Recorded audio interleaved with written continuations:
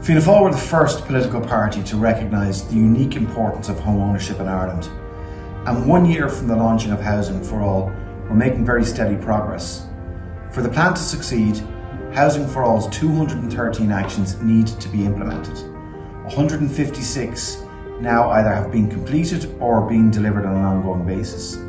These include new measures to support home ownership and very important ones, such as the First Home Scheme, new initiatives to tackle homelessness, reforms to overhaul our planning process, and steps to bolster our local authorities' capacity to deliver homes.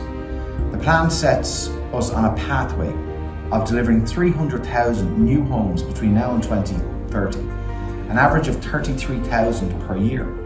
It's backed by the largest multi-annual housing budget in the history of the state, €4 billion annually. Home completions, commencements, permissions, home purchases by first-time buyers and mortgage drawdowns are all up to record levels again. Housing for All is key to an Ireland for all, and as a party in government, we will ensure that it succeeds. Garda Mohammed.